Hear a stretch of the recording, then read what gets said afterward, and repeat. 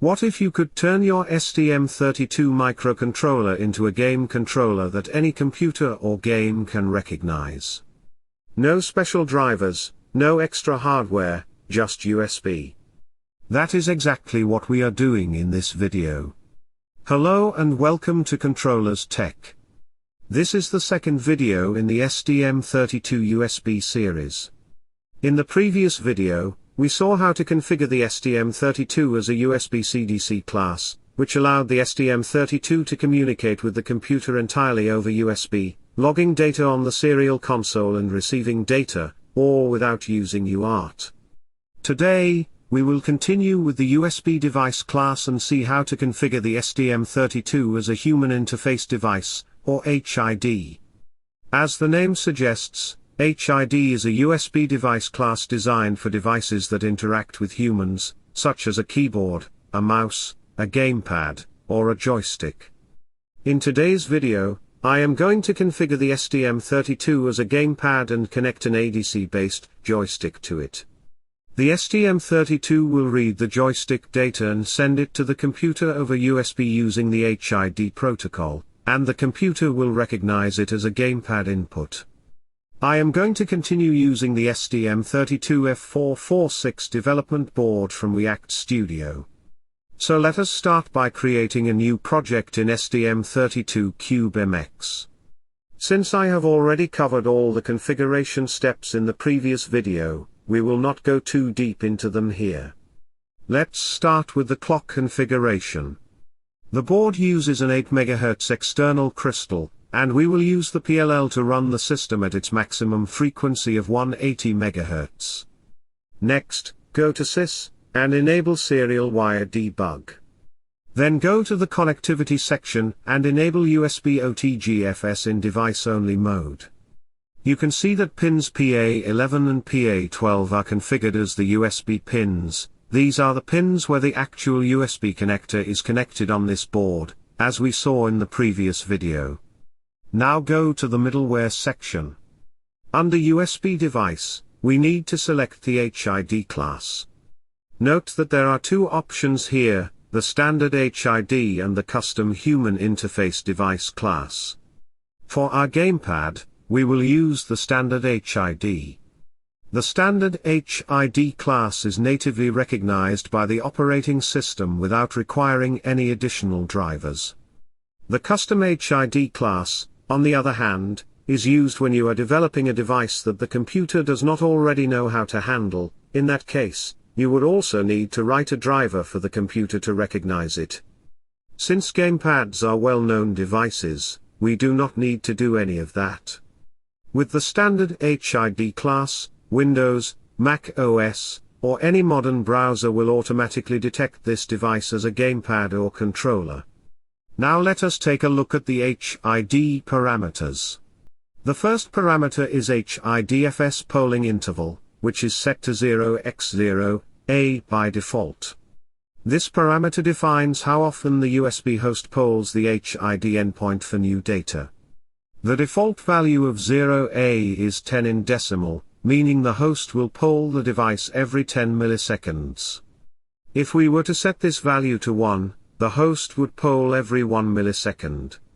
We will keep it at 10 milliseconds, which is perfectly adequate for a gamepad. The rest of the parameters here were already covered in the previous video, so we will skip those. Now let us go to the Device Descriptor tab. We can leave everything at their default values, but just to make things a little more interesting, I am going to change the product name to STM32 Gamepad, so the computer or any game you connect this to will recognize it by that name. You will also notice an error in the clock configuration. This is because the USB peripheral is currently receiving a 180 MHz clock, but for the USB peripheral to work correctly, it must receive exactly 48 MHz. So you need to adjust the clock configuration accordingly.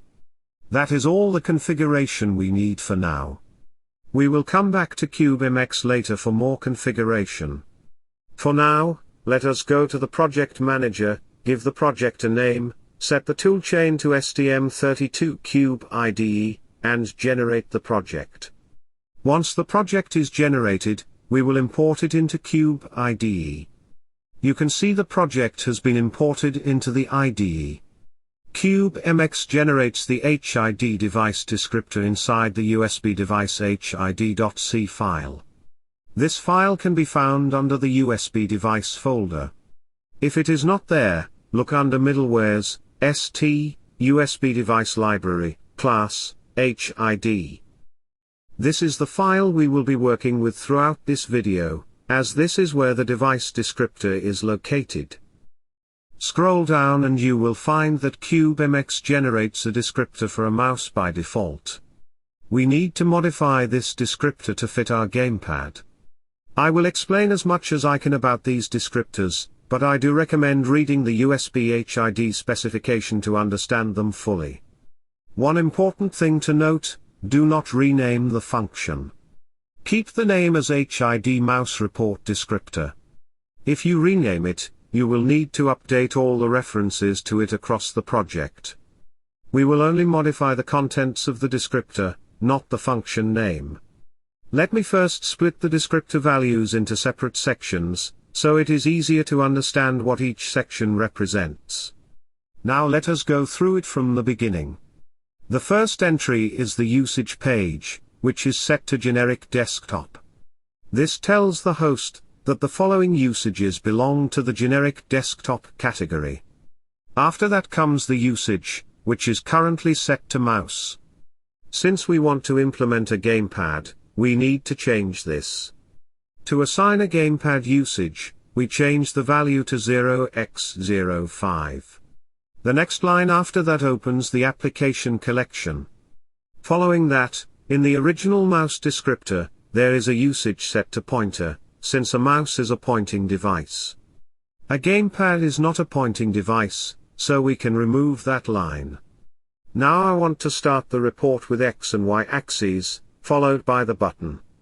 So let's copy the axes related descriptors and place them in the beginning. The first two lines here define usage X and usage Y, which represent the two joystick axes. After that, there is a usage for a mouse wheel. We do not need that, so we remove it. Next come the minimum and maximum values for the axis data. Since we will be sending 8-bit values, the minimum will be 0 and the maximum will be 0xFF, which is 255. So our X and Y values will range between 0 and 255. After that comes the report size, which is defined in bits and is set to 8, meaning each axis value is 8 bits wide. Then comes the report count, which defines how many values we are sending in this section. Since we have X and Y, the report count is 2. Finally comes the data type. A mouse uses relative data, meaning it reports change in position. But for a gamepad joystick, we need absolute data, meaning we report the actual position value. So we change the data type to absolute here. That completes the X and Y axis section. Next, we define the buttons. We are using a single button, the one that comes built into the joystick module. The usage page is changed to the button. Then we have usage minimum and usage maximum, which define the range of button indices. Since we have only one button, both minimum and maximum are set to 1. After that come the logical minimum and maximum values for the button, which are 0 and 1, a button is either pressed or not, so those values are correct as they are. The report count is set to 3, but since we have one button, we will set it to 1. The report size is set to 1 since the button only occupies 1 bit. The data type is set to absolute input, which is correct for a button. After the button, we need to add padding. Since the button only occupies 1 bit, the remaining 7 bits in that byte need to be padded with constant values. So the report size for the padding is set to 7, and the data type is set to constant input. That covers everything we need for this joystick, X and Y axis data, one button, and the necessary padding. The rest of the original descriptor values are not relevant to us and can be removed. We just need to keep the 0xe0 at the end, which closes the collection for this descriptor. That is all we need. Our gamepad report descriptor is now ready. In total, we have 43 bytes in this descriptor, so we need to update the report descriptor size to 43 in the HID header file. Note that we are keeping the variable name as mouse report descriptor size, since renaming it would require updating references in multiple places across the project. The name stays the same, but the value inside now describes a gamepad. That is all the modifications we need in the HID file. Now go back to the main file. At the top, include the USB HID header file. Next, we will define the HID buffer, which will hold the data that the STM32 will send over HID. Since we have three parameters, x-axis, y-axis, and the button, the buffer size is 3 bytes. We will also store some default values into this buffer. Since our buffer is 3 bytes, we also need to update the HID endpoint size to 3. This size variable is defined in the HID header file, and we will update it to 3 here. These 3 bytes represent the X data, Y data, and button data respectively. Let us also define the X and Y variables that we will need shortly. We will initialize X to 0, and Y to 255, which is the maximum value the Y-axis can hold. Before we start transmitting the report via HID, we need to define the USB device. This device is already defined in the usbdevice.c file, so we will just reference it as an external variable inside the main file. Now, inside the while loop, we will call the USB HID send report function, to send the HID buffer to the host. The buffer size is 3 bytes, so we pass the length as 3. We will call this function every 10 milliseconds, which matches the polling interval we configured earlier in CubeMX. Let us build the project. There are no errors, so let us go ahead and flash it to the board. The project has been flashed. Now let us see if the computer is able to detect the device. If you are on Windows, you can verify that the device is recognized by opening Device Manager and looking under the Human Interface Devices section, where the STM32 gamepad should appear. Here on the Mac, you can see that the STM32 gamepad has been detected by the computer, which confirms that our HID device is being recognized. However, being detected does not necessarily mean the computer is recognizing it as a functional gamepad. To test that, we can use a website called hardwaretester.com. Going to the gamepad section, you can see that the controller is not being detected by the page right now. The reason for this is that the HID buffer currently holds constant values, and since those values never change, the device is not registering any input activity. Some websites or applications may still detect it, but on this particular page it is not working yet. To fix this, we will continuously update the X and Y axis values before sending each report. We will increment the X value and decrement the Y value on every iteration of the loop, so the values are always changing. After building and flashing the updated project, let us refresh the website.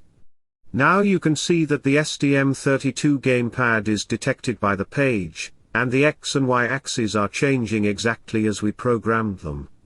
Our basic gamepad is working correctly. Now we will connect an actual joystick module, read its data, and send it over USB HID. The joystick module I am using has separate pins for the X-axis, Y-axis, and a built-in button. It outputs analog data, so we need to configure the ADC peripheral on the STM32 to read it. Before we do that, let me go over the connections. The module is powered by 3.3 volt from the STM32 board. The X-axis output is connected to pin PA0, which is ADC1 channel 0. The Y-axis output is connected to PA1, which is ADC1 channel 1. The button output is connected to PA2, which we will configure as a digital input. Now let us open CubeMX and configure the ADC peripheral. We need to enable channel 0 and channel 1, which is where the X and Y axis data will come in. The resolution is set to 12 bits by default, but we will reduce it to 8 bits since our descriptor is expecting 8-bit values. Note that some microcontrollers, such as the STM32F103, do not allow changing the ADC resolution. It is fixed at 12 bits. In that case, you will need to map the 12-bit value, which ranges from 0 to 4095, down to an 8-bit value ranging from 0 to 255. I will upload a separate code example for the blue pill as well, so you can see how that mapping is done before the data is sent over HID. Next, go to the DMA settings and enable DMA for ADC1. Make sure the mode is set to circular and the data width is set to byte, since our resolution is 8 bits. If your microcontroller does not support 8-bit resolution, set the data width to match whatever resolution you are using. Now come back to the parameter settings. First, increase the clock prescaler dividing factor. This slows down the ADC conversions so that DMA interrupts do not trigger at too high a rate, which would otherwise interfere with our while loop, and prevent the HID reports from being sent correctly. Next, set the number of conversions to 2, since we are converting 2 channels. You will notice that scan conversion mode is automatically enabled. Also enable continuous conversion mode and DMA continuous request. Finally, set the end of conversion selection to end of all conversions. This ensures the DMA interrupt only triggers after both channels have been converted, rather than after each individual conversion. Now configure the channels. Rank 1 is set to channel 0, where the X-axis data will be converted first. Increase the sampling time here as well, for the same reason, to keep the conversion rate at a manageable speed. Rank 2 is set to channel 1, where the Y-axis data will be converted. That is all the ADC configuration we need. If you are not familiar with ADC configuration, I have a dedicated playlist covering it in detail, which you can find in the top right corner. Now we need to configure the button input. Set pin PA2 as a GPIO input. Then go to the GPIO section and enable the internal pull-up resistor for PA2. This means the pin will read high by default, and when the joystick button is pressed, it will be pulled low, which is how we will detect a button press in the code. Before generating the code, make sure to copy the descriptor we modified, because CubeMX will overwrite it when the project is regenerated. Once the project is regenerated, paste the descriptor back in place. Also update the endpoint size and descriptor size in the USB HID header file, as those will have been overwritten as well. Now let us go back to the main file. First, we need to define an array to store the ADC values. Since we are dealing with 2 channels, the array size will be 2 bytes. Inside the main function, we will call ADC start DMA to start ADC1 in DMA mode, with the conversion count set to 2. Once both conversions are complete, a DMA interrupt will trigger and the ADC conversion complete callback will be called. Inside this callback, we simply assign the values from the ADC array to the corresponding elements in the HID buffer. Since the DMA is configured in circular mode, it will automatically restart the conversions on its own. We do not need to do anything else here. Now let us go down to the while loop. At this point, the X and Y axis data is already being updated in the HID buffer through the callback. What we still need to handle is the button. We check if pin PA2 is low. If it is, the button has been pressed, and we store a value of 1 in the button element of the HID buffer. Otherwise, we store 0. With that, the complete HID buffer is being prepared and we send the report every 10 milliseconds. Let us build the project. There is one error in the ADC+DMA function call, and that is because this function expects a pointer to a 32-bit unsigned integer. We simply add a typecast to fix that, and the project builds without any further errors. Let us flash it to the board. You can see the STM32 board with the joystick module connected. Let us open the Gamepad tester website and refresh the page. Right now it is not detecting anything, but as soon as I move the joystick, the gamepad is detected. Moving along the x-axis, you can see it being read by the tester in real time. The y-axis is also responding correctly, and pressing the button registers as well. Every movement on the physical joystick is directly reflected in the tester. Everything is working as expected. Now let us test it on an actual game. I am going to use a retro game emulator and test it with Sonic. The game controller settings show no gamepad detected initially, but as soon as I move the joystick, the STM32 gamepad is recognized. Let us start the game and test our controller. The left and right movement is controlled by the x-axis, and the button is used to jump. The movements are smooth and responsive, and I am able to play the game using the ADC joystick, with its data being sent over USB HID. Our game controller is being detected by both the computer and the game, which confirms that we have successfully implemented a gamepad using the STM32 HID device class. That is all for this video. I hope the explanation was clear. In the next video of this series, we will implement a keyboard and a mouse using the USB HID device class separately. You can download the project files by visiting the article linked in the description below. If you have any questions, leave them in the comments. Keep watching, and have a great day.